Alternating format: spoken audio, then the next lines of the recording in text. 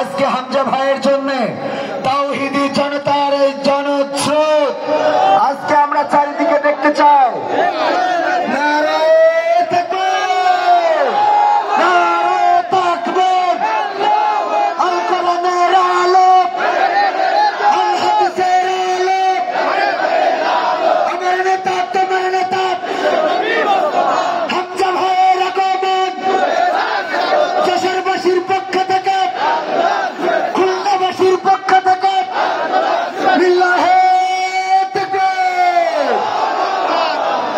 আসসালামু আলাইকুম ওয়া রাহমাতুল্লাহি ওয়া বারাকাতুহু।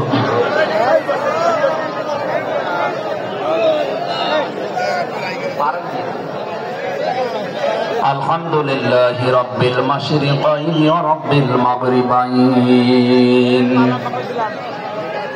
আল্লাযী খালাকা কুল্লা শাইইন যাওজাইন وأوجب علينا الإحسان بالوالدين ونشهد أن لا إله إلا الله وحده لا شريك له وأشهد أن محمدا عبده ورسوله سيد الكونين صلى الله عليه وعلى آله وصحبه واتباعه أجمعين ليلا ونهارا في الطرفين فقد قال الله تعالى في كلامه المجيد وبرهانه التوحيد জবান খুলে পড়েন আউযু বিল্লাহি মিনাশ শাইতানির রাজীম বিসমিল্লাহির রহমানির রহিম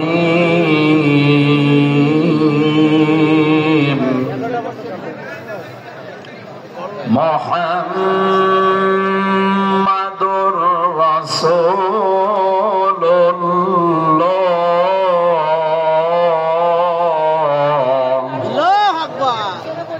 والذين معه أشداء على الكفار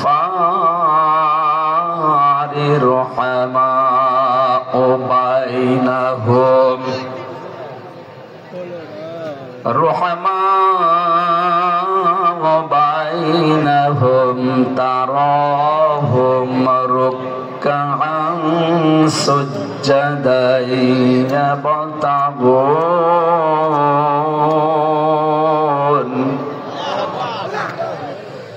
يبتغون فضلا من الله ورضوانا سيماهم في وجوههم من أثر السجود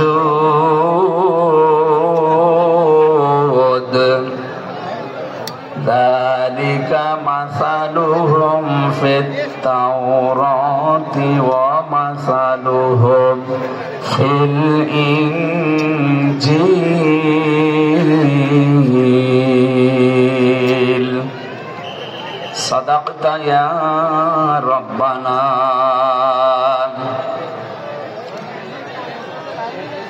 عن أبي هريرة رضي الله تعالى عنه قال قال النبي صلى الله عليه وسلم من أحب لله وأبغض لله وأطاع لله ومنع لله فقد استكمل الإيمان رواه مسلم وما زادهم إلا إيمانا وتسليما اللهم صل على محمد وآله وصحبه وبارك وسلم اللهم صل على محمد وآله وصحبه وبارك وسلم আল্লাহুম্মা সাল্লি আলা মুহাম্মাদ ওয়া আলিহি ওয়া সাহবিহি ওয়া বারিক ওয়া সাল্লিম।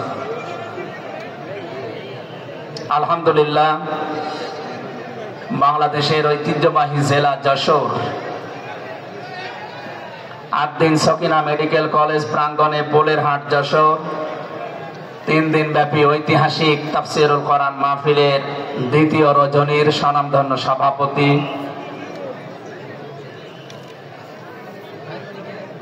অতদ অঞ্চলের তৃতীয় সন্তান, ইসলামিক চিন্তাবিদ, চিকিৎসাবিদ, মরহুম শেখ আকিজউদ্দিন, তার বড় সন্তান আলহাজ ডাক্তার শেখ মহিউদ্দিন, আতালাল্লাহু আমরাহু ওয়া বারাকাল্লাহু ফি হায়াতি, বলেন আমিন। এ মাহফিলে এতক্ষণ যিনি কথা বললেন ইসলামিক চিন্তাবিদ, মুফাসসিরে কোরআন ছোট ভাই মাওলানা রফিকুল ইসলাম মাদানী দামাত বারকাতুহুমুল আলিয়া। আগামীকাল যিনি আসবেন বিশ্বনন্দিত মুফাসসিরে কোরআন, ইসলামিক চিন্তাবিদ, বাংলাদেশের কৃতি সন্তান ডক্টর মিজানুর রহমান আজহারি দামাত বারকাতুহুমুল আলিয়া। আগামীকাল আসবেন আলেমদের মাথার তাজ, ইসলামিক চিন্তাবিদ, মুফাসসিরে কোরআন জনাব শাইখ আহমদুল্লাহ, আতালাল্লাহু আমরাহু ওয়া বারাকাল্লাহু ফি হায়াতি, সকলে বলেন আমিন। গতকাল এখানে যিনি আলোচনা রেখেছেন শাইখুল হাদিস ইবনে শাইখুল হাদিস, আমার কারাগারের সাথী, ইসলামিক চিন্তাবিদ, শিক্ষাবিদ, মুফাসসিরে কোরআন আল্লামা মামুনুল হক হাফিজাহুল্লাহ।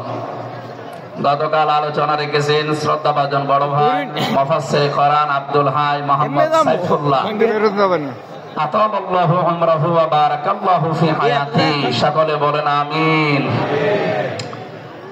মঞ্চের ডানে বামে যারা আছেন সম্মানিত ব্যক্তিবর্গ, সামনে বসা মুসলমান ভাইরা, পর্দার আড়ালের সম্মানিতা মা এবং বোনেরা, প্রশাসনের ভাইরা, প্রাণ প্রিয় যশোরবাসী, আমি প্রথমে দোয়া করছি মহান রব্বুল ইজ্জাত ওয়াল জালালের দরবারে মরহুম শেখ আকিজউদ্দিন, তার একজন সন্তান এই দুনিয়া থেকে বিদায় নিয়েছে। এ মাহফিল যিনি এককভাবে বাস্তবায়ন করতেন খুলনা বেজের ডাঙ্গার ময়দানে, উনি কয়েক বছর আমাদের ভেতরে নেই, আলহাজ শেখ মমিনউদ্দিন, আল্লাহ রাব্বুল আলামিন তার কবরটাকে যেন জান্নাতুল ফেরদাউস বানিয়ে দেন, বলেন আমিন। দল মত জাতি বর্ণ ধর্ম নির্বিশেষে কোরআনে কারীম শোনার জন্য যারা এই ময়দানে ছুটে এসেছে রাতের বেলা, আমরা যে খুশি প্রকাশ করার জন্য বলছি আলহামদুলিল্লাহ। সম্মানিত দুইজন উপস্থাপক, আজকে আপনাদের সামনে যারা কথা বলছিলেন আমাদের যশোরের কৃতি সন্তান, বিশিষ্ট সঙ্গীত শিল্পী, শ্রদ্ধাভাজন বড় ভাই জনাব কবির বিন সামাদ দামাত বারকাতুহুমুল আলিয়া। সম্মানিত উপস্থাপক হিসাবে আরেকজন আছেন বাংলাদেশের কৃতি সন্তান, ইসলামিক চিন্তাবিদ, নাশিদ শিল্পী বড় ভাই জনাব আমিরুল মুমিনিন মানিক হাফিজাহুল্লাহ। যে আল্লাহ আমাদেরকে কণ্ঠ ছেড়ে দিয়েছেন কথা বলার জন্য, 15.5 বছর মনে হচ্ছিল যে আমাদের বুকের উপর একটা পাথর চাপা দেওয়া আছে। পাথরটা আল্লাহ নিজের কুদরতি ভাবে সরিয়ে দিয়েছেন। যে আল্লাহ আমাদেরকে এখন এই যে কথা বলার মতো সুযোগ দিয়েছেন, বলেন আলহামদুলিল্লাহ। পৃথিবীতে মানুষ যা পেয়েছে সব কিছুর তুলনায় আল্লাহর কাছে কোরআনে কারীম শ্রেষ্ঠ সম্পদ। আজকের এই ময়দানে সম্পর্ক শুধু কোরআনে কারীমের সাথে, নয়তো আমরা এই হাজার লক্ষ মানুষেরা এ রাতের বেলা প্রচন্ড শীত অপেক্ষা করে আসতাম না। শুধুমাত্র শেখ মহিউদ্দিন সাহেব ডাক দিলে আমরা আসতাম, বিষয়টা এমন না। এখানে সম্পর্ক এই সৌন্দর্যের সাথে কোরআনের। এই জন্য যারা স্বেচ্ছাসেবকের দায়িত্বে আছেন আমি তাদেরকে ওয়েলকাম জানাচ্ছি, ধন্যবাদ জানাচ্ছি। তাদের এই কষ্ট, তাদের এই শ্রম আল্লাহ রাব্বুল আলামিন যেন জান্নাতে যাওয়ার পাতিহ বানিয়ে দেন, বলেন আমিন। কোরআনে কারিমে রাব্বুল আলামিন বলেন, কুল বিফাদলিল্লাহি ওয়া বিরহমাতিহি ফাবিযালিকা ফালিয়াফরাহু হুয়া খায়রুম মিম্মা ইয়াজমাউন। বলেন আল্লাহু আকবার। আল্লাহু আকবার। আল্লাহ পাক বলেন, নবী আপনি বলুন, তাম পৃথিবী যা আনন্দে আছে, যা গেইন করে, যা অ্যাচিভ করে, যা অর্জন করে, আমি আল্লাহর কাছে কোরআনে কারীম শ্রেষ্ঠ সম্পদ। সুতরাং কোরআন যারা পেয়েছে তারা যেন আনন্দ করে। আজকে খুলনা বিভাগের মানুষগুলো, খুলনা বিভাগ সহ বাংলার অন্যান্য বিভাগ থেকেও মানুষেরা আজকে এসেছে কোরআনে কারীম সত্যি যারা শোনার জন্য, বোঝার জন্য এসেছি। এটা পুরা এখন ইবাদত চলছে। আমরা খুশি দুনিয়ার সব কিছুর তুলনায় আজকে, বলেন আলহামদুলিল্লাহ। প্রাণপ্রিয় শ্রোতা মণ্ডলী, কোরআনের শ্রোতা যারা আমরা এখানে বসে আছি, এর আগে যারা দুনিয়ায় কোরআনে কারীম শুনেছে, কিয়ামত পর্যন্ত যারা শুনবে, কোরআনে কারীম এই শ্রোতাকে 3 ভাগে বিভক্ত করে দিয়েছে। এখানে ওই 3 প্রকার মানুষ আছে, কিয়ামত পর্যন্ত তারা থাকবে। প্রথম নাম্বার, এই কোরআনে কারীম শোনার পরে যারা বাধা দিয়েছিল এই দুনিয়ায়, আল্লাহর কোরআন তাদেরকে ঘোষণা দিয়েছে তারা কাফের। এই বাংলাদেশে আমরা এই 54 বছরে নামধারী মুসলমান, কিন্তু অনেক কাফেরের আচরণ দেখতে পেয়েছি। সূরা হামিম সাজদার 26 নম্বর আয়াতে আল্লাহ তাদের পরিচয় দিয়েছেন, وَقَالَ الَّذِينَ كَفَرُوا لَا تَسْمَعُوا لِهَذَا الْقُرْآنِ وَالْغَوْا فِيهِ لَعَلَّكُمْ تَغْلِبُونَ। আল্লাহ পাক বলেন, কাফেরেরা সিদ্ধান্ত নিয়েছিল সব চলতে দেওয়া যাবে, মুহাম্মদের কোরআনে কারীম এটা চলতে দেওয়া যাবে না। কারণ তারা বুঝেছিল এটা 1500 বছর আগে নাযিল হওয়া। ভালোভাবে আবু জাহেল টের পেয়েছিল, বুঝেছিল এই কোরআনে কারীম মুহাম্মদুর রাসূলুল্লাহ যেটা বোঝাতে চায়, এটা যদি সত্যি জনগণ বুঝতে পারে আর মেনে নেয়, আমি যে অবৈধ চেয়ারে বসে আছি এই চেয়ার থাকবে না। যুগে যুগে যারা কোরআন বাধা দিয়েছে তারা এইটাই টের পেয়েছে। তারা খুব ভালোভাবে জানে কোরআন যারা প্রচার করে, সত্যি কোরআনের এই কথাগুলো যদি সাধারণ মানুষেরা, জনগণ বুঝে ফেলে, আমরা যে শয়তানি করি, আমরা যে অবৈধভাবে টিকে আছি, এইটা থাকবে না। এই জন্য বাস্তবতা হচ্ছে কোরআন শুনলে বাধা দেবে এরা 1 নম্বরে কাফের। আমরা জানি কাফের মারা গেলে জানাজা হয় না, হয়? বলেন বলেন। কাফেরের জন্য দোয়া করাও জায়েজ নেই। আল্লাহ রাব্বুল আলামিন বলেন, মা কানা লিন-নাবিয়্যি ওয়াল্লাযীনা আমানু আইয়াস্তাগফিরু লিল মুশরিকিন ওয়ালাউ কানু উলি কুরবা মিন বা'দি মা তাবায়্যানা লাহুম আন্নাহুম আসহাবুল জাহিম।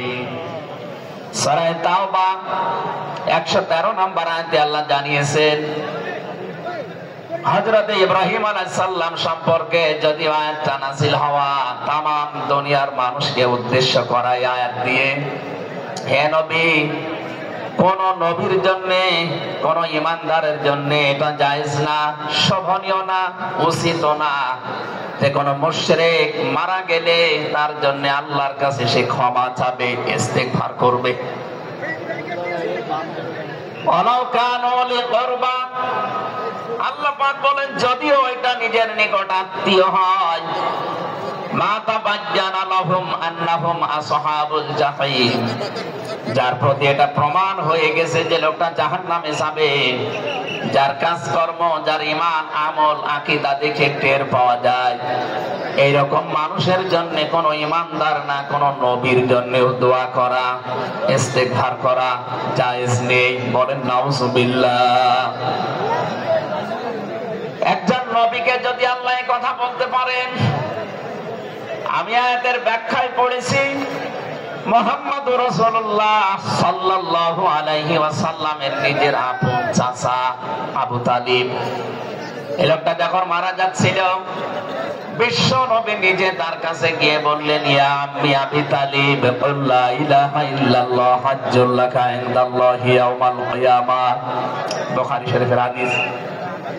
ডাক দিয়ে বললেন, হে চাচা, জোরে বলা লাগবে না, আওয়াজগুলো শুধু আমার কানের কাছে মুখটা নিয়ে আস্তে করে আপনি বলেন, লা ইলাহা ইল্লাল্লাহ, জোরে লা ইলাহা ইল্লাল্লাহ, লা ইলাহা ইল্লাল্লাহ,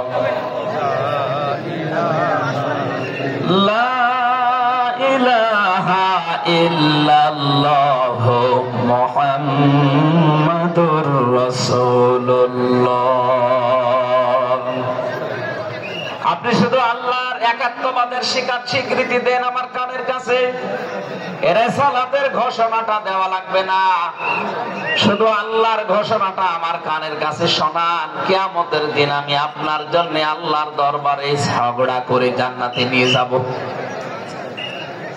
পাশে যারা দাঁড়িয়ে ছিল তাদের কারণে লোকটা পড়তে পারে নাই, নবীজির মন খারাপ হয়ে গেল। সঙ্গে সঙ্গে সূরা কাসাসের ৫৬ নাম্বার আয়াত নিয়ে ফেরেশতা জিবরাইল হাজির হয়ে গেছে।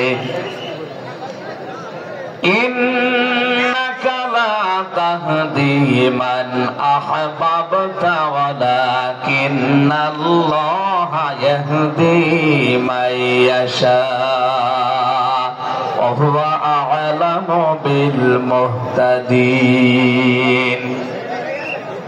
আল্লাহ পাক বলেন, হে নবী, আপনি যাকে ভালোবাসেন, যাকে পছন্দ করেন, যাকে মনে করবেন আপনি হেদায়েত দেবেন না, আপনি পারবেন না, কারণ হেদায়েত আমি আল্লাহ আপনার হাতে দেইনি। হেদায়েত আমি আল্লাহ নিজের হাতে রেখে দিয়েছি। আমি আল্লাহ যাকে ইচ্ছা তাকে এটা দান করি, আর আমি আপনার চাইতে ভালো জানি যে হেদায়েত পাবে কে। জেলখানার ভেতরে ৩টা বছর আল্লামা মামুনুল হক হাফিজাহুল্লাহ আমরা দুইজন এক জায়গায় ছিলাম। সকালে এবং দুপুরের খাবার আমরা এক জায়গায় খেতাম। মাঝে মাঝে আমারে বলতেন যে, হামজা, বাইরে যদি আল্লাহ নিয়ে যায় কোনদিন কাফিরের জানাজায় যাব না, পড়াবো না। আমার বারবার জিজ্ঞাসা করেছে, ভাই আপনি কাফের পান কোথায়? বাংলাদেশে তো সেরকম কাফের আমরা দেখি না। উনি আয়াতটা আমাকে শুনিয়ে বলেছিলেন, কাফের তো তারা যারা আল্লাহর কোরআনে বাধা দেয়। সুতরাং এই দেশে যারা কোরআনে বাধা দেবে সে ডাইরেক্ট হোক ইনডাইরেক্ট হোক, সূরা হামিম সেজদার ২৬ নম্বর আয়াতের দলিল অনুযায়ী লোকটা কাফের। কাফেরের জানাজা পড়া কিন্তু হারাম। আমার মনে হয় এখন দেশের অবস্থা যা, আমরা যদি এই সিদ্ধান্তে উপনীত হতে পারি যে কাফেরের জানাজা বন্ধ হয়ে যাবে, আগামীতে কোরআনে কারীম বাধা দেওয়ার মতো সাহস অনেকেই করবে না। কোরআনে কারীমের শ্রোতা ১ নম্বরে পেলাম যারা কাফের। ১৫.৫ বছর থেকে শুরু করে ৫৪ বছর আমরা যা দেখলাম, অনেকেই কিন্তু ডাইরেক্ট ইনডাইরেক্ট বাধা দিয়েছেন। এখনো যদি ওইরকম মানুষ থাকেন এই দেশে, আপনি তাওবা করবেন, আপনি সংশোধিত হয়ে যাবেন, আর যেহেতু এখন সংস্কার চলছে, আপনি নিজেকেও সংস্কার করে নেবেন। কোরআনের শ্রোতা হিসাবে আমরা 2 নম্বরে পেয়েছি তাদের নাম। আল্লাহ রাব্বুল আলামিন বলেন, ওয়াইদা কিলা লাহুম তাআলাউ ইলা মা আনজালাল্লাহু ওয়া ইলার রাসূলি রাআইতাল মুনাফিকিনা ইয়াসুদ্দুনা আনকা সুদুদা। সূরা নিসার 61 নম্বর আয়াতে আছে, হে নবী, মানুষদেরকে আপনি যখন বলবেন আসো আল্লাহর বিধানের দিকে আসো, রাসূলের জীবনের দিকে আসো, আপনি দেখতে পাবেন অনেক মানুষ শুনতে আসবে কোরআন, আপনার কথাও শুনতে আসবে, কিন্তু যখন দেখবে যে এগুলো কোরআনের সাথে আমাদের জীবনের মিল নেই, রাসূলের এই আদর্শের দিকে ডাকে, এগুলোর সাথে বাস্তবতা আমাদের মেলে না, আর আইতাল মুনাফিকিনা ইয়াসুদ্দুনা আনকা সুদুদা, আপনি দেখতে পাবেন ও মানুষগুলো আস্তে করে আপনার কাছ থেকে পেছন ফিরে কেটে পড়ছে। বলেন নাউজুবিল্লাহ। সুতরাং কোরআন শুনতে এসে যেগুলো যাদের জীবনে মিলবে না, এই মানুষগুলো যদি মন খারাপ করে, রাগ করে, যে কোনো কায়দায় চলে যেতে চান, আপনি মনে করবেন মুনাফিকের জার আপনার ভেতরে আছে। আল্লাহ আমাদের হেফাজত করুন, বলেন আমিন। 3 নম্বর শ্রোতার বর্ণনা পেয়েছি সূরা আনফালের 2 নম্বর আয়াতে। আল্লাহ পাক বলেন, ইন্নামাল মুমিনুনা আল্লাযীনা ইযা যুকিরাল্লাহু ওয়াজিলাত কুলুবুহুম ওয়া ইযা তুলিয়াত আলাইহিম আয়াতুহু যাদাতুহুম ঈমানা ওয়া আলা রাব্বিহিম ইয়াতাওয়াক্কালুন। চিৎকার করে বলেন আল্লাহু আকবার। আল্লাহ পাক বলেন, আমার দৃষ্টিতে তো কোরআনের শ্রোতা আসল এবং মুমিন তারা, যাদের সামনে আমার নাম উচ্চারণ হলে তাদের অন্তরাত্মা কেঁপে ওঠে, আমার আয়াতগুলো তাদের সামনে তেলাওয়াত হলে এই মানুষগুলোর ঈমান ভেতরে যা আছে এটা আরো বেড়ে যায়। আপনার আরো লাগবে। এখানে যাদাতুহুম ঈমান আর ব্যাখ্যায় আমি দেখেছি, শরীরের পশমগুলো দেখবেন আপনি হঠাৎ খাড়া হয়ে যাবে, বাম স্তনের 2 আঙ্গুল নিচে একটা গোস্তের টুকরা আছে, ওটা কাঁপবে, কাঁপাকাঁপি করবে, একটা অনির্বচন শোক আপনি আলাদা অনুভব করবেন। এই 3টা যদি এখন আমাদের ভেতরে তৈরি হয়, আলা রাব্বিহিম ইয়াতাওয়াক্কালুন, বাড়ি যাওয়ার আগে এই সিদ্ধান্ত নিয়ে যাওয়া যাবে যে আল্লাহ ছাড়া আর কারো উপরে আমরা ভরসা করি না। বলেন সুবহানাল্লাহ। এই 3টা আয়াত দিয়ে আমি বোঝাতে চেয়েছি কাফের কারা, মুনাফিক কারা, আল্লাহর দৃষ্টিতে মুমিন কারা। 3 নম্বর এই তরিকায় যদি আমরা এই 3টি গুণ অর্জন করতে পারি, আজকে আল্লাহর কথাগুলো শুনলে আপনার ভেতরে কাঁপ ধরবে।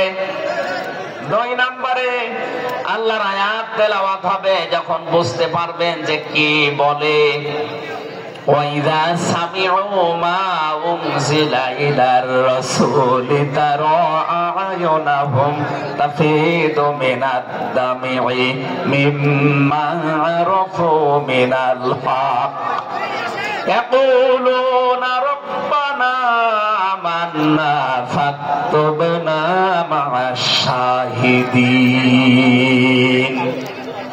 সূরা মায়েদা 7 নম্বর পারার 1 নম্বর পৃষ্ঠার 1 নম্বর লাইনের 83 নম্বর আয়াতে আছে। তাফসীরে ফি জিলালিল কোরআন থেকে শোনাচ্ছি, রব্বুল আলামিন বলেন, নবী আপনি যখন ওদের সামনে পড়বেন, আমার এই আয়াতগুলো যখন ওরা মন দিয়ে শুনবে, অনুধাবন করতে পারবেন, উপলব্ধি করার যোগ্যতা যাদের আছে, আপনি দেখবেন ওদের চোখ দিয়ে মনের অজান্তেই পানি পড়ছে। এখানে অ্যাক্টিভ হন আরো, কারণ কোরআন শোনার 2টা নিয়ম আল্লাহ দিয়েছেন, ফাসতামিউ লাহু ওয়া আনসিতু। শুধু শোনা না, তাহলে সামিয়া দিতেন। আল্লাহ ফাসতামিউ দিয়েছেন, এজন্য মনোযোগ সহকারে শুনতে হবে। আজকের তেলাওয়াতকৃত আয়াত থেকে আমরা তাফসীর আকারে কথা বলবো ইনশাআল্লাহ। 2 নম্বরে চুপ থাকা লাগবে। আমি এখনো অনেককে দেখতে পাচ্ছি এদিকে ওদিকে তাকাচ্ছেন, গল্প করছেন। আশা করছি কোরআনে বর্ণিত আল্লাহর এই দুইটা নির্দেশ আপনি মেনে নেবেন। 1 নম্বরে চুপ থাকবেন, 2 নম্বরে মনোযোগ সহকারে শুনবেন। লাআল্লাকুম তুরহামুন, আশা করা যায় আল্লাহর রহমত এখানে নাযিল হবে। আল্লাহ আমাদেরকে আজটা মেনে চলার তৌফিক দেন, বলেন আমিন। এখানে কোরআনের আলোচনা শুনলে সবার চোখে পানি আসবে না। যারা এটা উপলব্ধি করতে পারবে, অনুধাবন করতে পারবে, আপনি দেখবেন তাদের মনের অজান্তেই কখন যেন চোখ দিয়ে পানি গড়িয়ে পড়ছে, তারা নিজেরাও টের পাবে না। আল্লাহ যেন এই 3 নাম্বার এই প্রকার শ্রোতা হিসাবে আমাদের কবুল করেন, বলেন আমিন। দরুদ আর সালাম পাঠ করছি আমাদের নবী মুহাম্মদুর রাসূলুল্লাহ সাল্লাল্লাহু আলাইহি ওয়াসাল্লামের প্রতি, যার প্রতি কোরআনে কারীম আল্লাহ নাযিল করেছেন। সেই কোরআনকে যদি আপনি জিজ্ঞাসা করেন, হে কোরআন, যার উপরে নাযিল হলে তার সম্পর্কে তোমার ভেতরে কোনো কিছু আছে, কোনো পরিচয়? আল্লাহ রাব্বুল আলামিনের কোরআন আমাদেরকে শোনাচ্ছেন, وَإِذْ قَالَ عِيسَى ابْنُ مَرْيَمَ إِنِّي رَسُولُ اللَّهِ إِلَيْكُمْ مُصَدِّقًا لِمَا بَيْنَ يَدَيَّ مِنَ التَّوْرَاةِ। আয়াতের শেষের দিকে আল্লাহ ইসমুহু আহমাদ এই শব্দ দিয়ে জানিয়েছেন, হযরত ঈসা আলাইহিস সালাম তিনি জানিয়ে গিয়েছেন এই পৃথিবীতে আমার পরে একজন নবী আসবে যার নাম হবে আহমদ। আমাদের নবীর পরিচয়টা আল্লাহ কোরআনে কারীম তিনি নাযিল করলেন, তার উপরে তার ভেতরে তার নামটা আল্লাহ সংরক্ষণ করে দিয়েছেন। প্রশ্ন আসতে পারে, এক একজনের তো বহু নাম আমরা দেখি, হে কোরআন তোমার ভেতরে কি মুহাম্মদুর রাসূলুল্লাহ সাল্লাল্লাহু আলাইহি ওয়াসাল্লাম এই নাম তোমার ভেতরে আল্লাহ কি তার সম্পর্কে দিয়েছেন নাকি? আমরা যে তেলাওয়াত করেছি সূরা ফাতিহা, এই সূরা থেকে যেহেতু আজকে আলোচনা করব, এই সূরার প্রথম আয়াতে আমার আল্লাহ আমার নবীর নামকে উল্লেখ করে জানিয়েছেন। এটা 29 নাম্বার আয়াত, মুহাম্মাদুর রাসূলুল্লাহ। সূরা ফাতিহার 29 নাম্বার আয়াতটা আমরা পড়েছি 4 ভাগের 1 ভাগ। এই আয়াত থেকে আমরা আজকের আলোচনার বিষয় সাজিয়েছি। আমার আজকের বিষয়বস্তু, আমরা মুহাম্মাদুর রাসূলুল্লাহর উম্মত হতে চাই। সত্যি যদি আল্লাহর দৃষ্টিতে বিশ্বনবী মুহাম্মদুর রাসূলুল্লাহর উম্মত আমরা হতে চাই, মাস্ট বি তেলাওয়াতকৃত আয়াতের এই বর্ণিত গুণগুলো আমাদের এখন থেকেই অর্জন আরম্ভ করা লাগবে। আমি সহ যারা এসেছি অবশ্যই আল্লাহ এই গুণগুলো এখন থেকে যেন পালন করার তৌফিক আমাদেরকে দান করেন, আমিন। সূরার নাম সূরা ফাতিহা, ফাতাহ মানে বিজয়। এই সূরার প্রথম আয়াতের ভেতরে এই শব্দটা আছে, এখান থেকে নামকরণ করা হয়েছে। আল্লাহ রাব্বুল আলামিন বলেন, ইন্না ফাতাহনা লাকা ফাতহাম মুবিনা। অবশ্যই হে নবী আমি আপনাকে একটা সুস্পষ্ট বিজয়ের সুসংবাদ দিচ্ছি। এই বিজয়ের ঘটনা তো ঐতিহাসিক ভাবে ইবনে কাসিরের ভেতর থেকে আমি শিক্ষার জন্য এবার বলছি, এদিকে খুব অ্যাক্টিভ হয়ে থাকবে। এই সূরা ফাতিহার 18 নাম্বার আয়াত। আমার যতটুকু পড়াশোনা আছে, আমার যতটুকু লেখাপড়ার স্টাডি আছে, এই আয়াতটা এখন বাংলাদেশে সবচাইতে বেশি প্রয়োজন। সূরা ফাতিহা 18 নাম্বার আয়াত। যে যেখানে আছেন, দাঁড়িয়ে আছেন, বসে আছেন, শুয়ে আছেন, কান এবার খাড়া করে দেন। হুদায়বিয়ার সন্ধির যে ঘটনা আমরা শুনেছি এতদিন পর্যন্ত, শুধু শুনেছি অনেকে, কিন্তু এখান থেকে শিক্ষাটা আজ অনেকে নেয়নি। বাংলাদেশের এখন যে অবস্থা, এই শিক্ষা নেওয়ার সময় এখনই। নবীজি 1400 মানুষ নিয়ে এসেছিলেন সাহাবায়ে কেরাম নিয়ে হজ করার জন্য। হুদায়বিয়া নামক যে জায়গাটা এখন ও পাশে, এখানে এই জায়গায় নবীজি আশ্রয় নিলে আস্তানা গাড়লেন, তাবু গাড়লেন। কাফেরদের পক্ষ থেকে এখানে প্রতিবন্ধকতা সৃষ্টি করা হয়েছে যে না, আপনাদেরকে আমরা আর যেতে দেব না। বিশ্বনবী তাদেরকে প্রস্তাব দিলেন যে আমরা কিচ্ছু নিয়ে আসিনি, সাথে করে শুধু হজ করে চলে যাব। কাফেরদের পক্ষ থেকে আওয়াজ এলো, না, আপনাকে আমরা যেতে দেব না, তবে আমাদের একটা প্রস্তাব আছে। আপনি যদি আগামী বছরে আসেন হজ করে যেতে পারবেন, কিন্তু এবছরে আপনাদেরকে আমরা আল্লাহর ঘর কাবায় যেতে দেব না। কি নিষ্ঠুর আচরণ তাকান! আল্লাহ পাকের নবী আল্লাহর ঘর তাওয়াফ করবে, বাধা দিচ্ছে যারা আল্লাহকে বিশ্বাস করে না তারা। বাংলাদেশে 50টা বছর কোরআনে কারীম প্রচার করেছে যারা, কোরআনের পাখি শহীদ আল্লামা দেলাওয়ার হোসাইন সাইদি রহমতুল্লাহ আলাইহি, তার নামে মামলা দেওয়া হয়, কেস দেওয়া হয়, তিনি নাকি ধর্মীয় অনুভূতিতে আঘাত দিয়েছে। আমার তো মনে হয় 1500 বছর আগে নবীজিকে যারা বাধা দিয়েছিল আল্লাহর ঘর কাবায় হজ করতে দেবে না, 1500 বছর পরে যেন তাদের প্রেতাত্মারাই ফিরে এসেছে। আল্লাহর নবী বললেন, ঠিক আছে, ওসমানকে পাঠালাম। হযরত ওসমান ইবনে আফফান রাদিয়াল্লাহু তাআলা আনহু তিনি গেলেন। হযরত ওসমানকে তারা আটক করার পরে ঘোষণা দিয়ে দিল, কতিলা ওসমান ইবনে আফফান, ওসমানকে হত্যা করা হয়েছে। এই সংবাদ যখন নবীজির কাছে এসেছে, যশোরবাসী খুব খেয়াল করেন, এখানে হযরতে ওসমানকে তারা হত্যা করার ঘোষণা দিয়ে মিথ্যা একটা সংবাদ পাঠিয়ে দিয়েছে নবীজির কাছে। নবীজি সাহাবায়ে কেরামকে বললেন, যারা ইহরামের কাপড় পরে এসেছিলে সব এখন খুলে ফেলো। সাহাবায়ে কেরাম বলেন, হে রাসূল, ইহরামের কাপড় খুললে হজ? বলে, হজ আগামী বছর।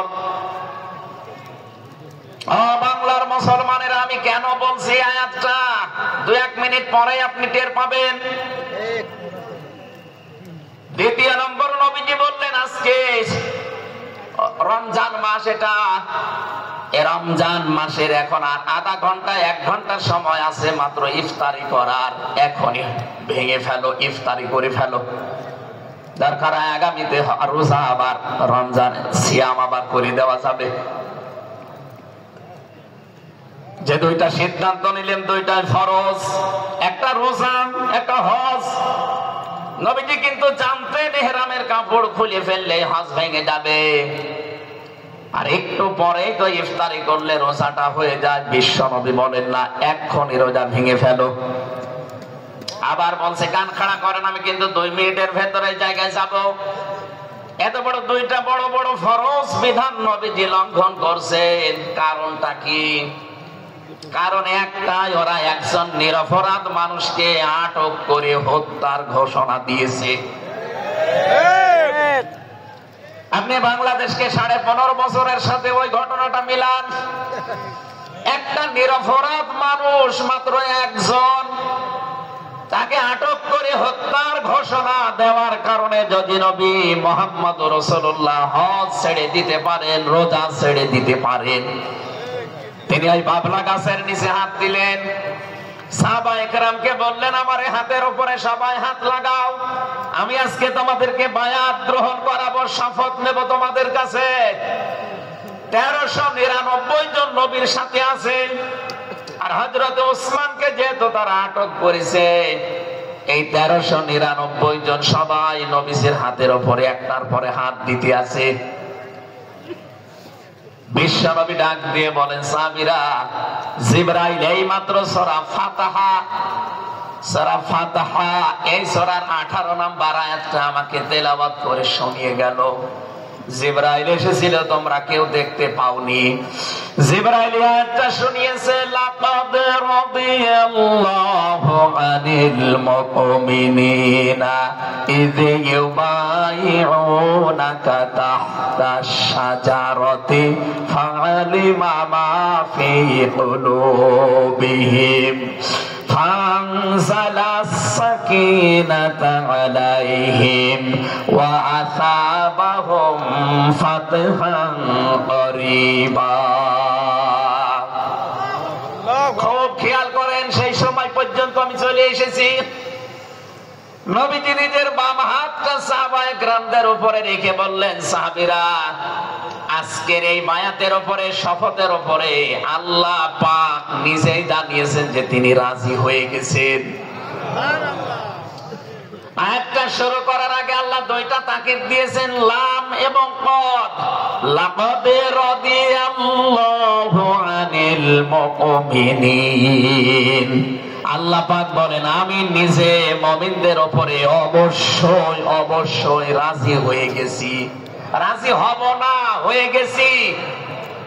তাহতা সাজারতে, এই গাছের নিচে আপনার হাতের উপরে যারা হাত দিয়ে আজকে শপথ বাক্য পাঠ করছে যে ওসমান হত্যার বদলা না নিয়ে কেউ মদিনায় ফেরত যাবে না, আমি আল্লাহ তাদের মনের খবর তো জানি। ফালিমা মাফি কুলুবিহিম, তারা যে শপথ নিচ্ছে এটা কিন্তু লোক দেখানোর জন্য না, এটা মন থেকে।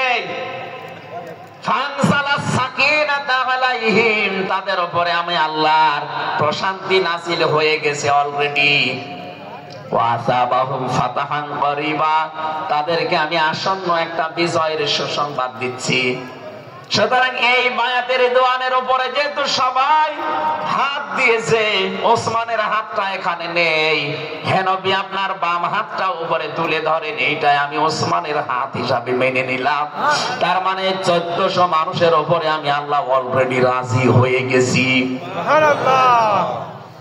আমার মুসলমান ভাইরা, এবার আমি খেয়াল করার জন্য আর একবার বলছি, এইটা বলার জন্য আমি এতক্ষণ ঘুরছিলাম। একটা নিরপরাধ মানুষকে ওরা মিথ্যা তথ্য ছড়িয়েছে যে আটক করা হয়েছে, মেরে ফেলা হয়েছে, হত্যা করা হয়েছে। নবীজি একজন মানুষের জীবনের বদলা নেওয়ার জন্য 1400 মানুষকে তিনি বায়াত করাচ্ছেন, শপথ বাক্য পাঠ করাচ্ছেন। একটু খেয়াল করেন তো, একজন মানুষের জীবনের জন্য জীবন দিতে প্রস্তুত 1399 জন, আর নবী সহ। এমন বাক্য তিনি পাঠ করিয়েছেন, এমন শপথ নিয়েছেন যে আল্লাহ অলরেডি রাজি হয়ে আয়াত নাযিল করছেন। নবীজি বললেন ওরা ওসমানকে হত্যা করেছে, ওসমান একজন নিরপরাধ মানুষ। একটা নিরপরাধ মানুষকে বিনা কারণে আটক করে হত্যা করেছে, ওদের কোনো ক্ষমা নেই। আমরা আজকে এই 1400 মানুষ শপথ নিলাম, ওদেরকে হত্যার প্রতিশোধ না নিয়ে আমরা কোনোদিন আর মক্কা মদিনায় ফেরত যাব না। আমার তো মনে হচ্ছে বাংলাদেশে এখনো বহু মানুষ বিনা কারণে যাদেরকে হত্যা করা হয়েছে, নিরপরাধ মানুষগুলোকে ফাঁসির কাস্টে ঝোলানো হয়েছে, কত মানুষকে মৃত্যুর দিকে ঠেলে দিয়েছে। এখনো জিন্দা শহীদ জনাব এটিএম আজহারুল ইসলাম এখনো জেলখানায় পচতেছে।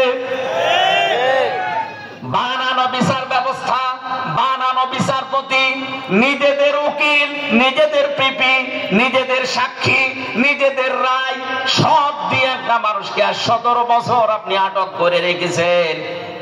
আমার তো মনে হয় এখন সময়ের দাবি।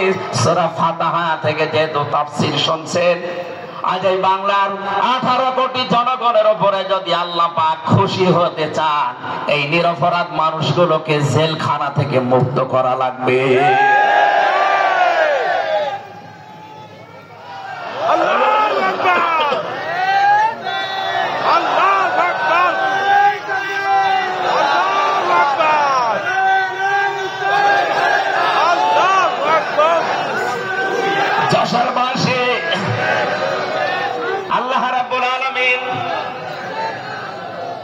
এখানে কয়েকটা বিষয় আমাদেরকে উপহার দিতে চেয়েছেন সুসংবাদের মাধ্যমে।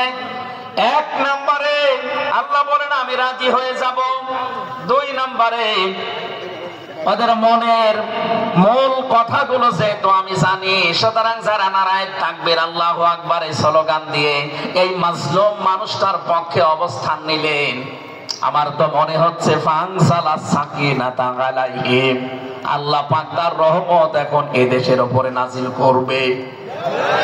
2 নম্বরে ওয়াসাবা লাহুম ফাতাহান করিবা, একেবারে সুপ্রসন্ন নিকটবর্তী একটা নিকটবর্তী বিজয় আমাদেরকে আল্লাহ এই মাজলুম মানুষটার পক্ষে দাঁড়ানোর কারণে দেবে। আমি আজকে একজন জেল খাটা মানুষের সাথে কথা বলছিলাম, তিনিও প্রায় 3.5-4 বছর ছেলে ছিলেন। তিনি জানাচ্ছিলেন যে হামজা ভাই, আসলে আমরা যারা জেলে ছিলাম তারা ছাড়া এটা বোঝানো সম্ভব না। বহু মানুষ বিনা অপরাধে, বিশেষ করে 15.5 বছরে তো হবে, বিনা কারণে বিনা অপরাধে কিচ্ছু জানে না, বছরের পর বছর জেলে পৌঁছতেছে। ওরা যদি একজন নিরপরাধ মানুষকে মিথ্যা কথা ছড়িয়ে দেওয়ার কারণে নবী যেরকম সিদ্ধান্ত নিতে পারে, আজ বাংলার 18 কোটি মানুষ দল বেদল সব ভুলে গিয়ে নিরপরাধ যত মানুষ জেলে ভর্তি আছে, গুম হয়েছিল, খুন হয়েছিল যারা, এদের পক্ষে দাঁড়াতে যদি সত্যি আপনি মন থেকে এগিয়ে আসতে পারেন, আল্লাহর কসম আমাদের সামনে আল্লাহ বিজয় দেখাবে। বিজয় আমরা দেখতে পাচ্ছি সূরা কসস 20 নম্বর পারার 4 নম্বর পৃষ্ঠার 15 নম্বর লাইনের 5 নম্বর আয়াত। বাড়িতে যে আয়াতটা তাফসীর দেখবেন, আল্লাহ রাব্বুল আলামিন বলেন, নুরিদু আন্নামুন্না আলাল্লাযীনা ইসতাদঈফু ফিল আরদ ওয়া নাজআলাহুম আইম্মাতাও ওয়া নাজআলাহুমুল ওয়ারিসিন।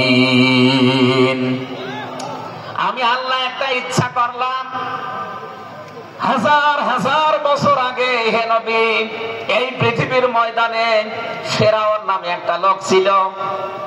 রাষ্ট্রীয় ক্ষমতায় থাকার কারণে ওই দেশে বিভিন্ন দলে বিদলে বিভক্ত করে মানুষকে রেখেছিল, আর একটা দলকে সে টার্গেট নিয়ে কোণঠাসা করে, ছোট করে, হীন করে রেখেছিল। সেই দলটা ছিল মুসা নবীর দল। আমি আল্লাহ একটা ইচ্ছা করলাম, জমিনের উপরে যাদেরকে দুর্বল করে রেখেছে ফেরাউন, এই দুর্বল দলের উপরে আমি আল্লাহ মনন করব। মনন মানে অনুগ্রহ করা, দয়া করা। আমি আল্লাহ দয়া করব তাদের উপরে, মনন করব। এই কারণে, কারণ আমি তাদেরকে জমিনের শাসন ক্ষমতায় বসাতে চাই, জমিনের উত্তরাধিকারী তাদেরকে বানিয়ে দিতে চাই। অনুমাক্কিনা লাহুম ফিল আরদ, জমিনের উপরে তাদেরকে আমি ক্ষমতায় বসাবো, এটা আমি আল্লাহর ইচ্ছা। বলেন তো, আল্লাহ যদি কোনো ইচ্ছা করে ওটা রদ করার কেউ আছে? আরো জোরে বলেন, আছে? সুতরাং এই আয়াত দিয়ে আমি যেহেতু 100 ভাগে আয়াতটা বিশ্বাস করি, হাজার হাজার বছর আগে ফেরাউনের এই জীবনের সাথে, কাহিনীর সাথে, তাফসীরের সাথে আমি বাংলাদেশি আয়াতটা মিলিয়েছি। দেখতে পেয়েছি 2024 সালের 5 আগস্টের পরে একটা দলের সাথে আয়াতটা মিলে যাচ্ছে। আপনি যাই মনে করেন এইটাই বাস্তব। 54 বছরে ভুয়া ধোয়া তুলে, ভুয়া চেতনার নাম দিয়ে যাদেরকে কোণঠাসা করে রেখেছিলেন জনগণের কাছ থেকে, আল্লাহ যেন হঠাৎ করে মানুষের মনের ভেতরে তাদের প্রতি পরিবর্তন এনে দিয়েছেন। আল্লাহ পাক যেন এই মানুষগুলোকে একটা মনন করেছেন, একটা দয়া দেখিয়েছেন।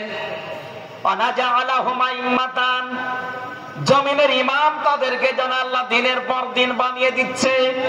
তাদের আচার ব্যবহার, তাদের চরিত্র, তাদের ব্যবহার, তাদের মাধুর্যতা, তাদের যে ইখলাস, এগুলো দেখছে আমার আল্লাহ দিনের পরে দিন জমিনের ইমাম তাদেরকে আল্লাহ বানাচ্ছেন। ওয়ানাজালাহুমুল ওয়ারিসিন, আয়াতের শেষের কথা, আল্লাহ তাদেরকে জমিনের ওয়ারিস বানিয়ে দেবেন। যেহেতু আল্লাহর সিদ্ধান্ত রদ করা যায় না, ফাআলুল লিমা ইউরিদ, তিনি যা ইচ্ছা তাই করেন। ইন্নামা আমরুহু ইযা আরাদা শাইআন আইয়াকুলা লাহু কুন ফায়াকুন।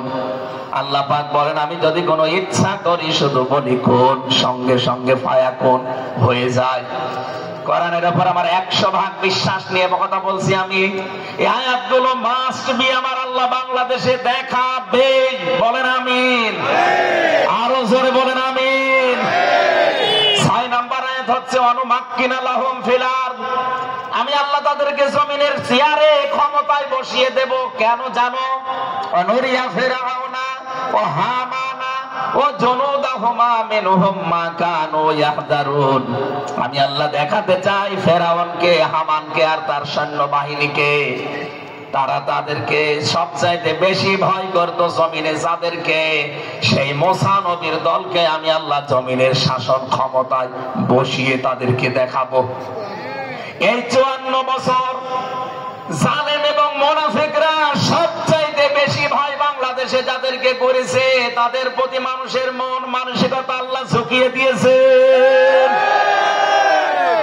এখানে কোরআনের আয়াতের উপরে বিশ্বাস করে বলছি, এই বাংলাদেশে যারা নিরপরাধ মানুষ আছে তাদেরকে যদি 5 তারিখের পরে বিভিন্ন আন্দোলনের কারণে, মানবিকতার কারণে ছেড়ে দেওয়া হয়, বিশেষ করে ম্যাডাম খালেদা জিয়াকে আপনি ছেড়ে দিয়েছেন, এরপরে আমরা দেখতে পেলাম আব্দুল সালাম পিন্টু ভাইকে ছেড়ে দিয়েছেন, এরপরে গিয়াসউদ্দিন মামুন ভাইকে ছেড়ে দিয়েছেন, মিয়া নুরউদ্দিন অপু ভাইকে ছেড়ে দিয়েছেন, আমরা চাই জনাব এটিএম আজহারুল ইসলামকেও মুক্তি দেওয়া হোক। এ দাবির পক্ষে আছেন কারা দেখে? লিল্লাহি তাকবীর।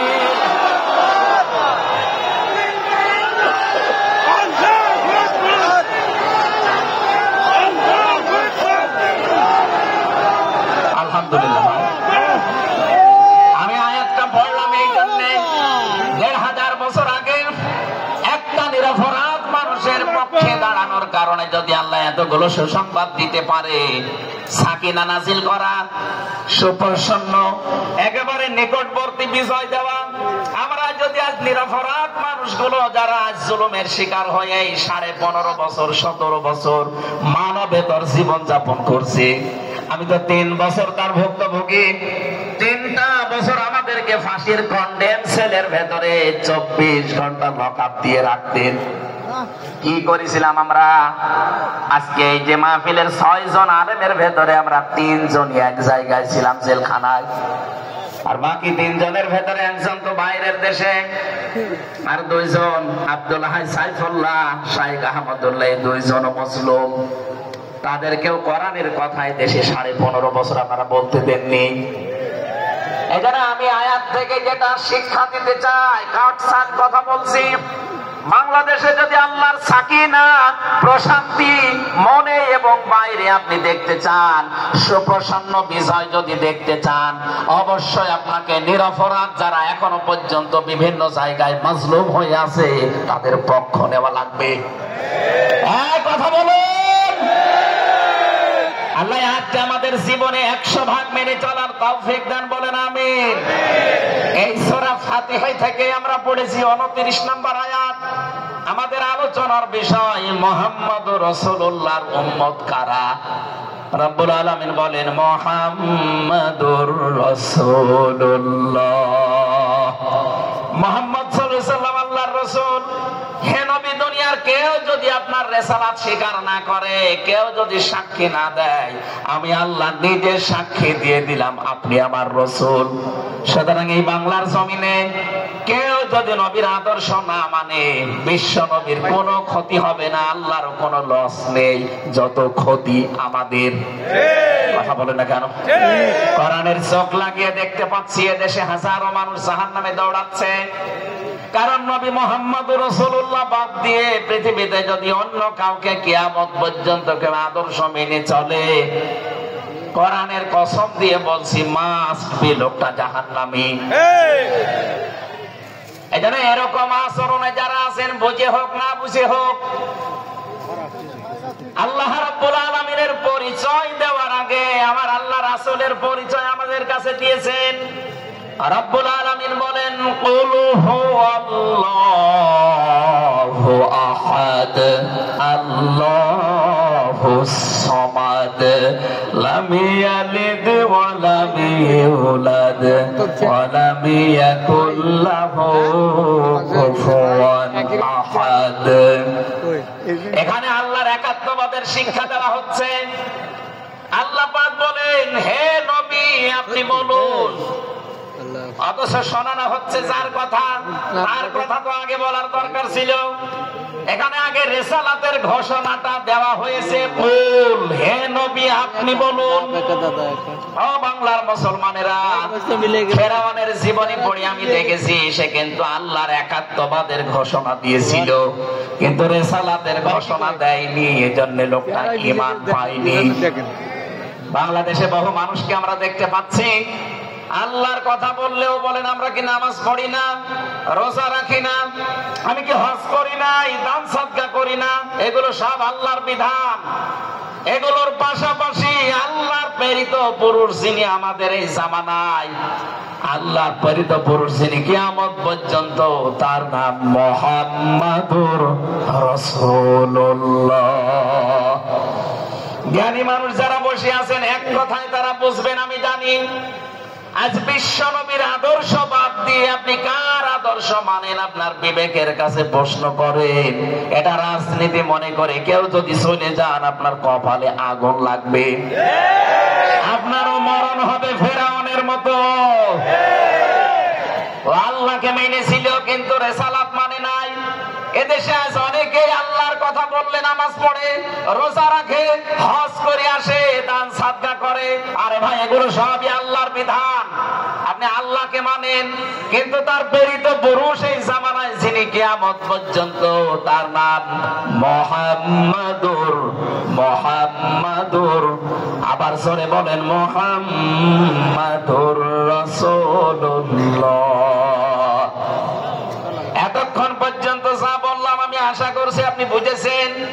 বিশ্ব নবী বাদ দিয়ে অন্য কারো আদর্শ এই জমিনে মানা যাবে না। মানলে আপনি বুঝে মানেন, আর না বুঝে মানেন আপনি জাহান্নামী। এখন যদি মুসা আলাইহিস সালাম আসে দুনিয়ায়, যদি ঈসা নবী এখন আসে, আর আমরা কেউ যদি আল্লাহর নবী মুহাম্মদুর রাসূলুল্লাহকে বাদ দিয়ে ঈসা নবী, মুসা নবীকেও মেনে চলি, নিছক আপনি জাহান্নামী। এটা রেকর্ড হচ্ছে, সারা দুনিয়ায় যাবে। সূরা আলে ইমরানের ৮০ নম্বর আয়াত। অন্য ধর্মে যারা আছেন, ইহুদি, খ্রিস্টান, আহলে কিতাব যারা দাবি করেন, এমনকি এই মুশরিকদের ভেতরেও যারা, বৌদ্ধদের ভেতরে যারা অমুসলিম, তাদেরকে বলছি আপনারা ভুল পথে আছেন।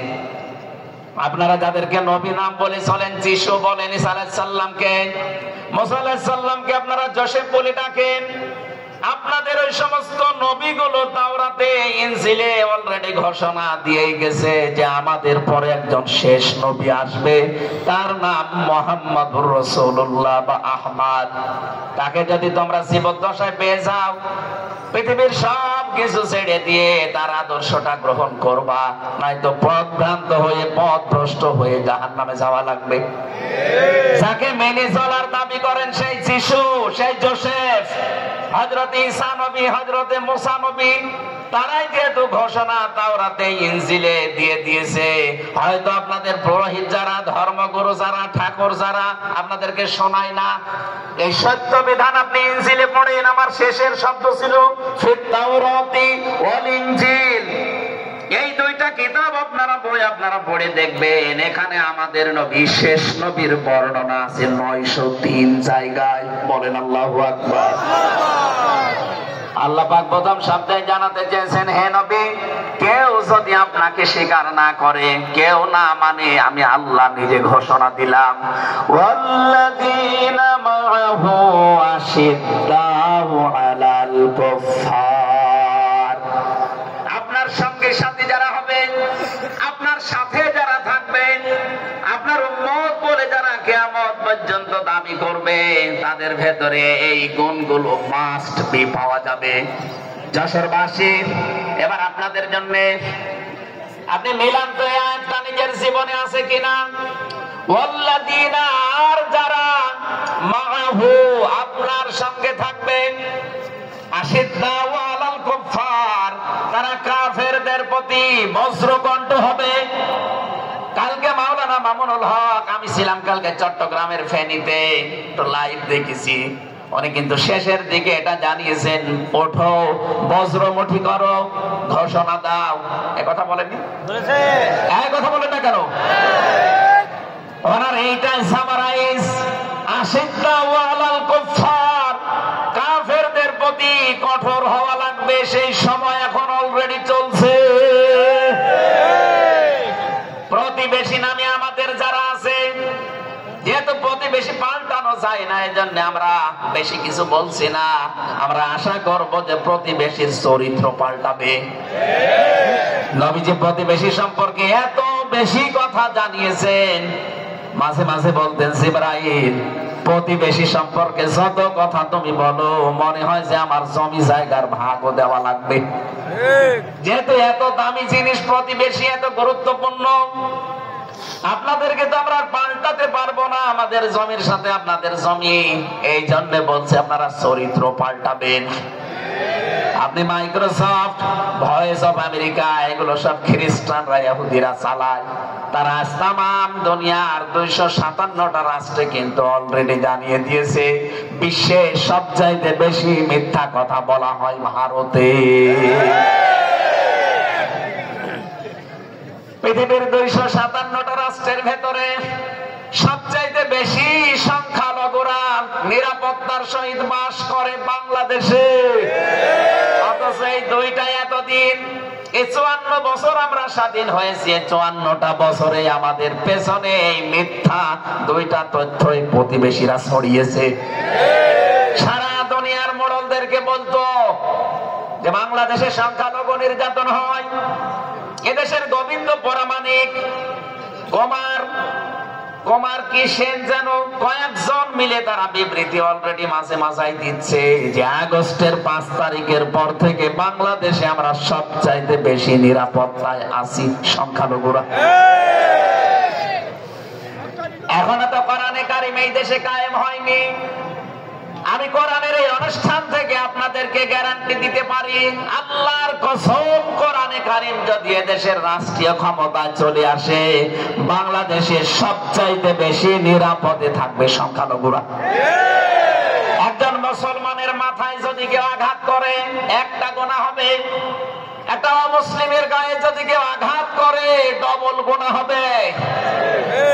বাংলার মুসলমানেরা অনেকে মনে করেন যে এটা মনে হয় নতুন হাদিস। না, আপনি একজন মুসলমানকে আপনি মারলেন, আপনার নিজের ভাই, সে আল মুসলিম আখুল মুসলিম, কিন্তু অমুসলিম আপনার ভাই, এ কথা কোরআনেও নেই, হাদিসেও নেই। কি কথা বলেন এখন?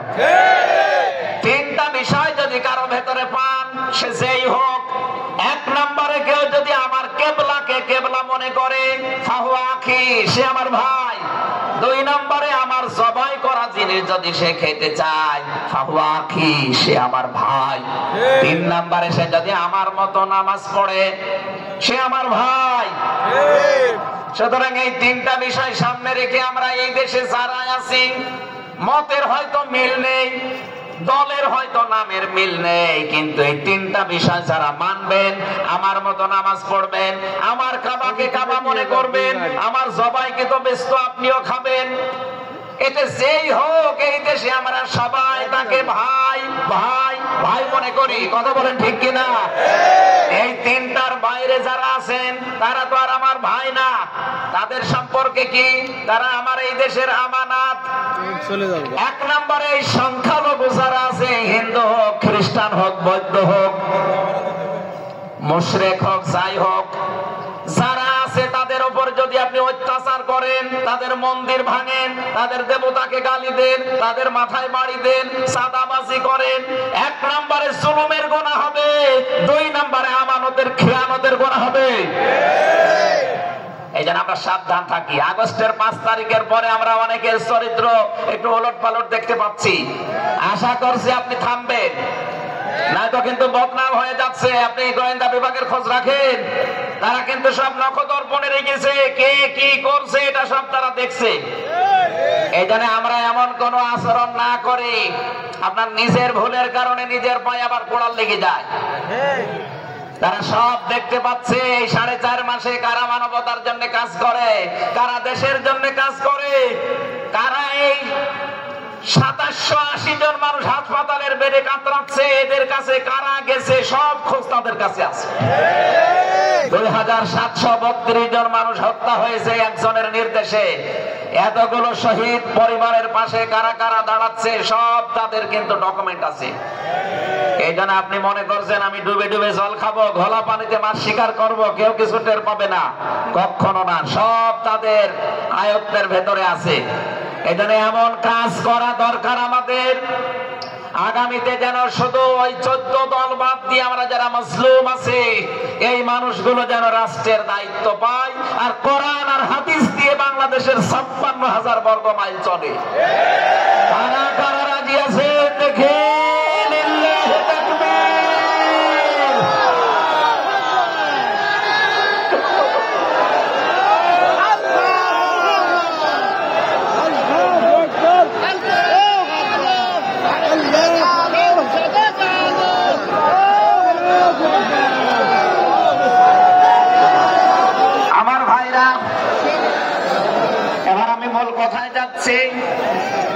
মুহাম্মদ রাসূলুল্লাহর উম্মত হতে হলে আমাদেরকে বজ্রমুষ্টি হওয়া লাগবে, ঐক্যবদ্ধ হওয়া লাগবে। যারা নবীর উম্মত, কাফের যারা, তাদের বিরুদ্ধে। আমি কাফেরের পরিচয় সে প্রথমে দিয়েছি, যে মানুষগুলো কোরআনে কারিমে বাধা দেয়, কোরআনের শিক্ষায়, কোরআনের প্রচারে, কোরআনের প্রসারে, কোরআন কায়েমে যারা এই বাংলাদেশে বাধা দেবে তার নাম আব্দুল আলিম হতে পারে কি কাফের। এদের বিরুদ্ধে কঠোর হওয়া লাগবে আপনাকে। আমি আবার বোঝার জন্য বলছি, নাম হয়তো আপনার আল্লাহর নাম আপনি নিয়েছেন আব্দুল আলিম, আব্দুল খালেক, কিন্তু আপনার কাজ যদি কোরআন প্রচারে বাধা দেওয়া হয়, ডাইরেক্ট ইনডাইরেক্ট, অবশ্যই আপনি বুঝতে পেরেছেন আমি কি বলছি। আপনি কিন্তু আর সাধারণ মানুষ নেই, আপনি মুনাফিকও নেই, আপনি মুসলমানও নেই, আপনি কাফের হয়ে গেছেন। আল্লাহ আমাদের হেফাজত করুন, বলেন আমিন। কাফেরদের যত অনুষ্ঠান আছে সেখানেও কড়াকড়ি করা লাগবে আপনাকে। কে বলেছে ধর্ম যার যার উৎসব সবার? এটা কুফরি কথা। ধর্ম যার যার, উৎসব তার তার। কথা বলুন। মান তাশাব্বাহা বিকওমিন ফাহুয়া মিনহুম। যার সাথে যার সাদৃশ্য মিলবে, সে আচার ব্যবহারে, ধর্মীয় রীতিনীতিতে কিয়ামতের দিন তার সাথে থাকা লাগবে। কোনদিন আজ পর্যন্ত আপনি পিটিয়েও কোন হিন্দু ভাইকে গরু জবাই করেন যখন কোরবানি দেওয়ার জন্য, তাকে পাবেন। তারা জানে যে এটা আমাদের ধর্মীয় অনুষ্ঠান না, এই জন্য তারা আসে না, ঠিক করে তারা আসে না। আপনি কোন কারণে সেখানে যাবেন?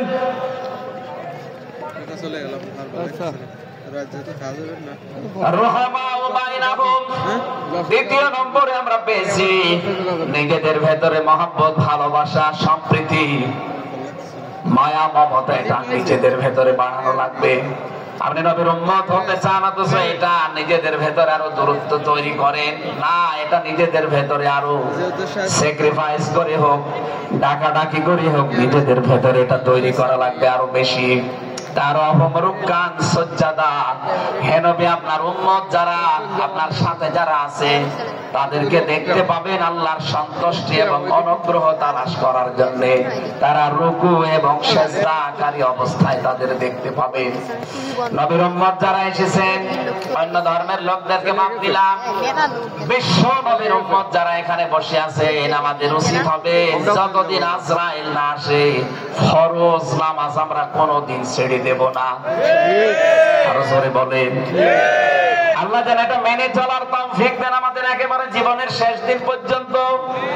2 নম্বরে, ফরজ নামাজের সময়টুকু যেভাবে হোক বের করে আপনি আদায় করেন। সুন্নত নফল ওইগুলো যদি পড়তে না পারেন পরবর্তীতে পড়বেন, কিন্তু ফরজ নামাজ কেউ ছেড়ে দিয়ে সে আল্লাহর আয়াত থেকে বের হয়ে যায়। বলেন নাউজুবিল্লাহ। সাহাবায়ে কেরাম আল্লাহর দরবারে যে 7টা কারণে কবুল হয়েছিলেন, তার ভেতরে 1 নাম্বার কারণ ছিল এই মানুষগুলো আল্লাহর বিধান সামনে পেলে পৃথিবী ভুলে যেতেন। আব্দুল্লাহ আনসারী রাদিয়াল্লাহু তাআলা আনহুর জীবনী পড়েছি। এরকম আল্লাহর বিধান সেজদাকে সামনে রাখতে গিয়ে নিজের স্ত্রীকে এক কাপড়ে গর্তের ভেতরে বসিয়ে রেখেছিল, নিজের ছেলেকে শিকল দিয়ে বেঁধে রেখেছিল, তারপরও আল্লাহর বিধান সেজদা সে ভুলে যায় নাই। আমাদের এরকম কঠিন পরিস্থিতি এখনো হয়তো আসেনি, তারপরও আমরা অনেকে বিনা কারণে ফরজ নামাজ ছেড়ে দেই। আমি নামাজের কথা মুসলমানদের কাছে সচরাচর বলতে চাই না, কারণ একজন মুসলমান আর একজন কাফেরের ভেতরে পার্থক্য নামাজ। নামাজ যদি কেউ না পড়ে সে মুসলমান থাকে কি করে? সুতরাং আজান হওয়ার পরে মুসলমান যাবে মসজিদে নামাজ আদায় করতে, মানুষ টের পাবে যে লোকটা মুসলমান। রিজালুল্লাহ তুলহিহিম তিজারাতু ওয়ালা বাইউন আন যিকিরিল্লাহ ইলা আখির আয়াত। মুসলমান ব্যবসায়ী যারা, তাদের পরিচয় আল্লাহ দিয়েছেন। আল্লাহ রাব্বুল আলামিন বলেন, এই পৃথিবীর ময়দানে যারা মুসলমান ব্যবসায়ী, আজান হওয়ার সঙ্গে সঙ্গে ব্যবসা প্রতিষ্ঠান বন্ধ করে দিয়ে তারা সেজদায় দৌড়াবে।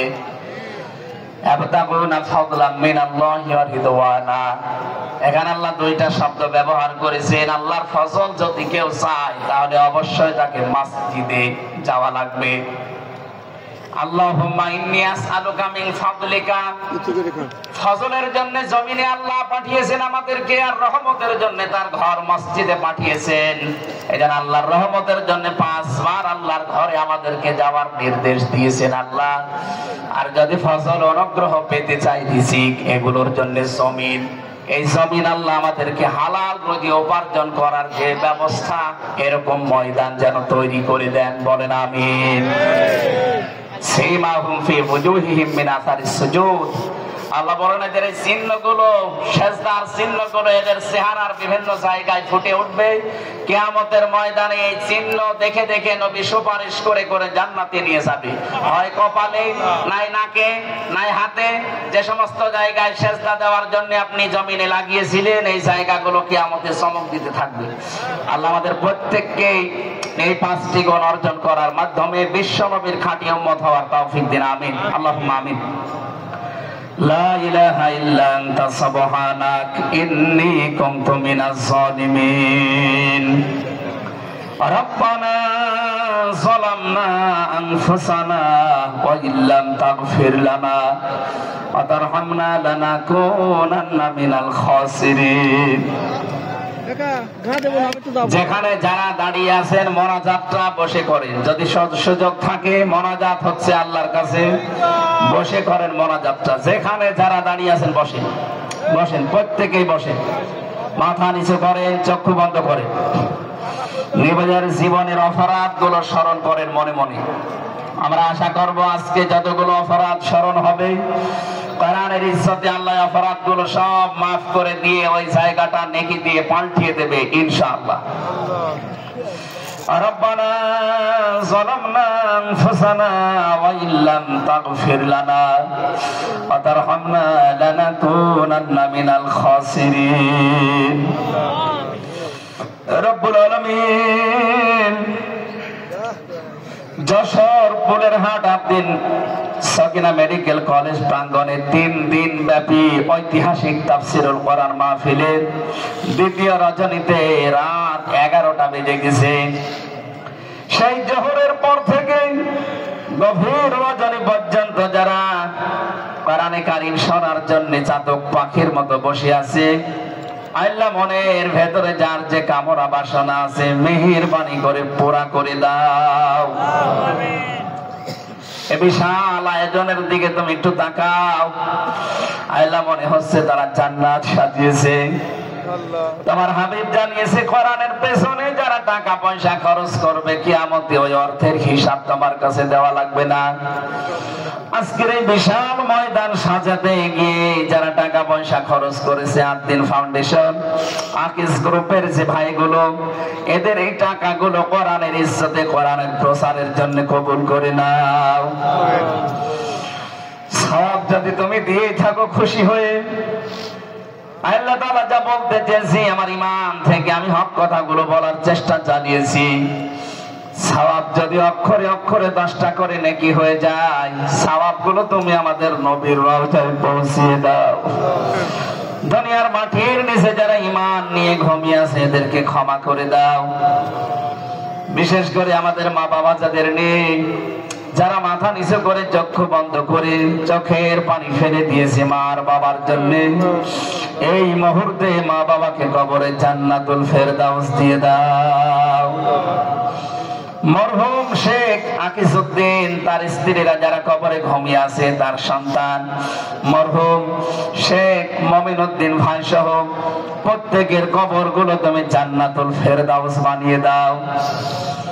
এলাকায় মাটির নিচে যত মানুষ কবরে আছে আল্লাহ, হাজার হাজার মন মাটি বুকের উপরে নিয়ে তাদের বুককে তুমি হালকা করে দাও, কবরগুলো জান্নাতের সাথে সংযোগ বানিয়ে দাও। এ মাহফিল বাস্তবায়নে যারা শ্রম দিয়েছে, যে সেইভাবে এগিয়ে এসেছে, আল্লাহ স্বেচ্ছাসেবক ভাইদেরকে, বিশেষ করে প্রশাসনের যে ভাইগুলো এসেছে, নিজেদের বাবা মা ভাই বোন আত্মীয় স্বজন স্ত্রী পুত্র ছেড়ে যারা বাংলার বিভিন্ন প্রান্তে দায়িত্ব পালন করছে, আজকের এই বিশাল আয়োজন যারা পাহারা দিচ্ছে, এদের এই পুরা দায়িত্বটা আল্লাহ তুমি ইবাদত হিসাবে কবুল করে নাও। সম্মানিতা মা বোনেরা পর্দার আড়ালে বসে আছে, খাদিজার মতো আয়েশার মতো তাদেরকে বানিয়ে দাও। এদের পেটে তুমি নেককার সন্তান দান করো আল্লাহ। আগামীর বাংলাদেশ তুমি মেহেরবানি করে কোরআনের হাতে তুলে দাও। চর্ম চোখে যেন দেখতে পারি এ দেশটা ৫৬,০০০ বর্গ মাইল তোমার কালাম দিয়ে চলছে। আল্লাহ তাআলা, আমি নিজে অসুস্থ, যত মানুষ আমার সাথে অসুস্থতা হাত তুলেছে শেফায়ে কামেলা আজেলা নসিব করো।